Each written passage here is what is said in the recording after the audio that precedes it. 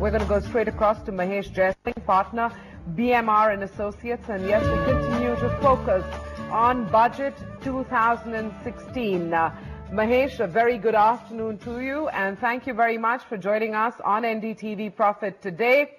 Let's kick off with a broad overview on why Budget 2016, in your opinion, is important for the IT ITeS sector this time round. Good afternoon, Manvi. Thanks for in terms of what do we expect from the budget and why is it really important for the IT ITeS sector, let's just recap a couple of important facts that the IT sector contributes close to about 9.5% of the GDP, and 40% up to about 40% of our service exports comes from this sector as well. So this sector has been marred with a bunch of tax issues, both on the corporate tax and the indirect tax side over the years.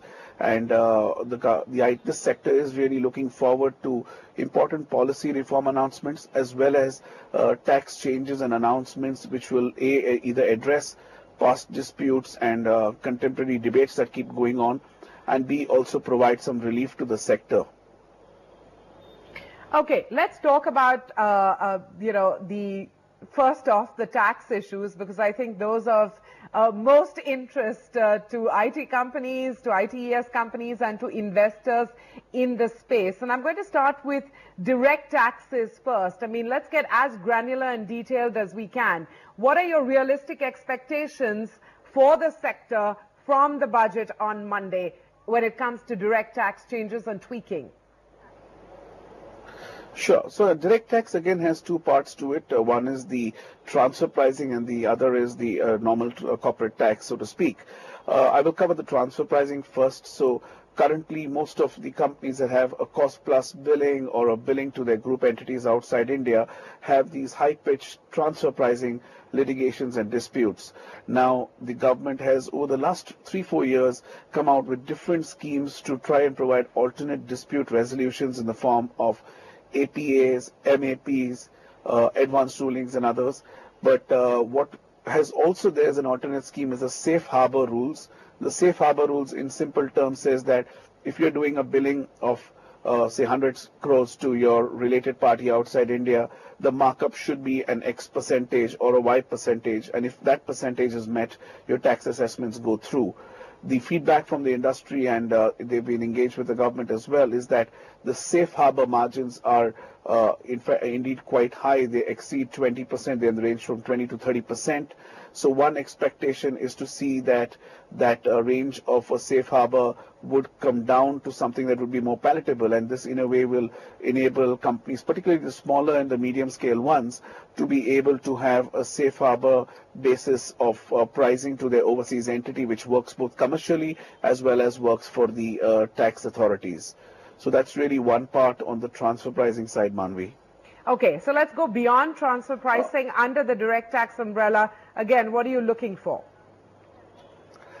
The other part on the direct tax side has been on the corporate tax, where companies which are into IT space are doing a fair amount of R&D in India, and the tax laws have given an accelerated deduction of expenses for companies engaged in manufacturing, where you're allowed a 200% expense deduction for in-house R&D. Now, what the sector is expecting is that there should be a change there to not only confine this R&D expense related accelerated deduction to the manufacturing sector, but also allow the IT sector to be able to claim this benefit. So that's one thing that the IT sector is looking forward to. Another one is there's another provision again that's confined only to manufacturing companies that talks about where you're into an expansion mode and there are certain threshold of expanding of about 100 plus skilled employees, then you would get an additional deduction for the salary of those employees.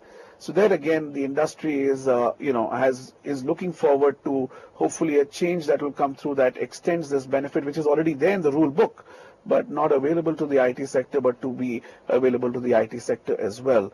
So those are really two aspects around pure corporate tax. The other is on the royalty side, whereby companies land up paying royalty payments for shrink wrap software, for online database access, for telecommunication charges to overseas vendors. Now, these particular payments invariably suffer what is known as a withholding tax or a TDS. Right. So there have been some of the matters that are already in the courts, and there have been some disputes. Without going into too much of detail, the IT sector does hope that there will be an amendment whereby the creases would be ironed out to the benefit of the industry, and at least on a prospective basis, there are more relaxed rules around what should the rate of royalty be and how do you characterize certain transactions, and that will at least avoid litigation on a go-forward basis on a corporate tax front. What about skill development incentives and issues surrounding that when it comes to taxation? So that's the point, that in terms of skill development, as I was mentioning earlier, that today the income tax law provides for an additional deduction where you are ramping up employees, but that's confined to manufacturing. Okay. But we clearly would expect that it comes into IT. But I think the Startup Action Plan has a bunch of benefits. I will come to that a little later.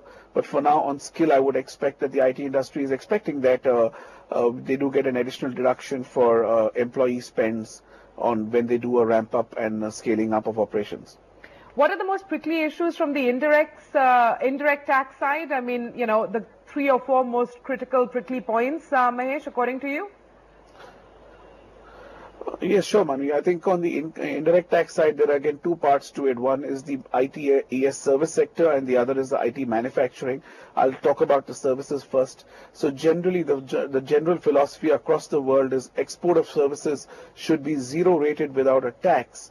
And even the Indian service tax law is drafted in that manner, whereby if A company is providing a service to B company and B company is situated outside India, it ought to be an export service. Right. Now, in the fine print of the rules as they have been drafted in 2012, and as we see certain developments around how the interpretation is taking place on the ground, there are certain services like software testing, software maintenance that potentially has certain export status service issues. So even if there's a software testing, there's one interpretation that may not qualify to be an export. Now that may be an unintended way of how it's panning out. So the IT sector is hoping that some of these flaws that exist on the export service rules, which in some sense land up taxing what is ordinarily an export service, that should be now recharacterized and rightly so treated as an export service. So I would think that that's one part.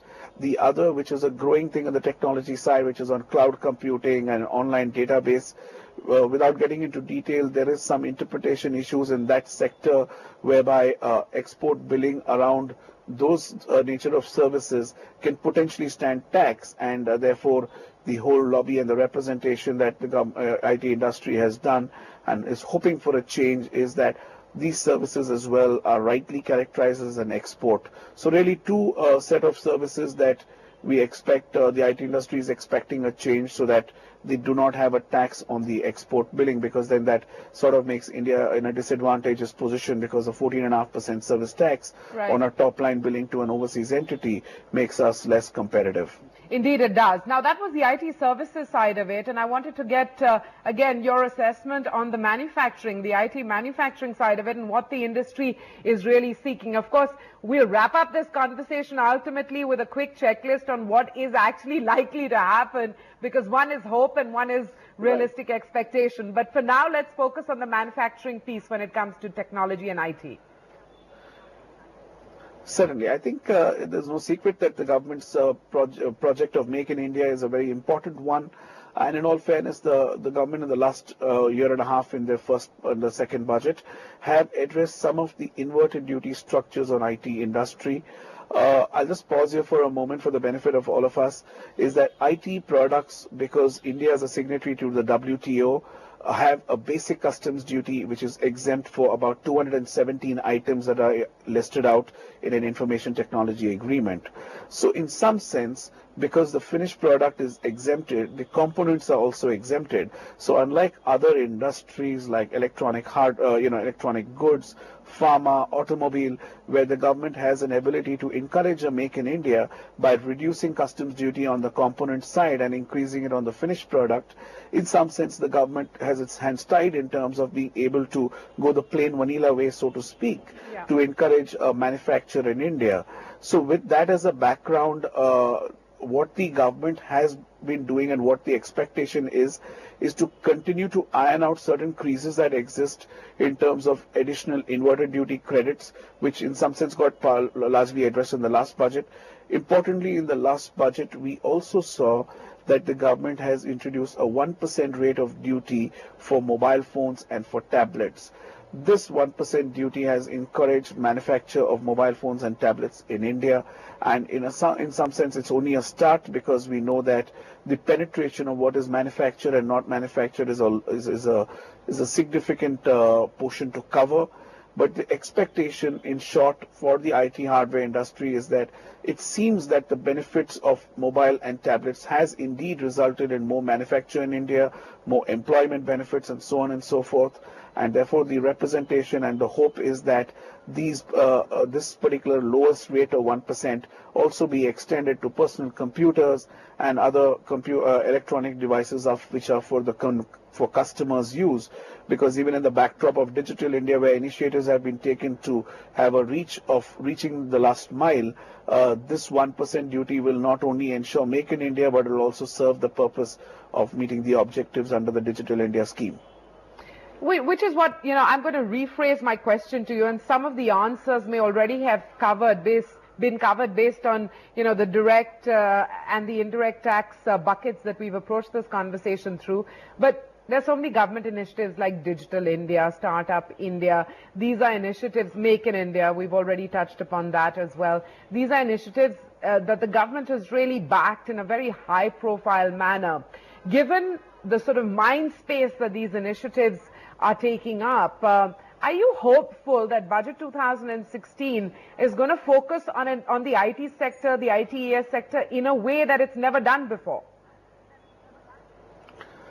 I am hopeful, but I think, like you said, we got to be a little realistic, because I would think, while I'm hopeful on one breath, the Make in India scheme, I'm not quite sure how much the government can actually expand, given the constraint that I talked about a little earlier of the finished products itself being exempt from a basic customs duty. So we will expect a lot of Make in India changes in different sectors, but on the IT hardware, I think it's going to be a little limited. So that's on the product and hardware side. Yes, there is excitement and hope of a lower rate on personal computers and laptops, desktops, etc.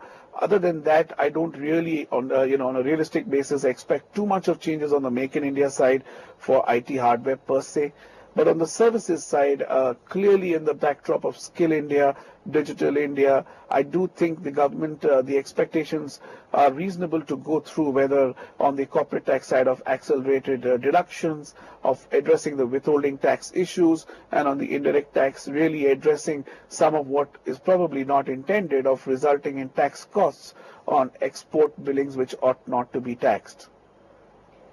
Well, I'm going to leave it at that, Mahesh Jaising. That was a comprehensive sweep of what the tech sector, the IT ITeS sector is hoping for from Finance Minister Arun Jaitley, and what it can realistically expect as well, what is critical to investor confidence in this space too. Mahesh Jaising, thanks very much for joining us this afternoon. Thank you very much. Bye-bye.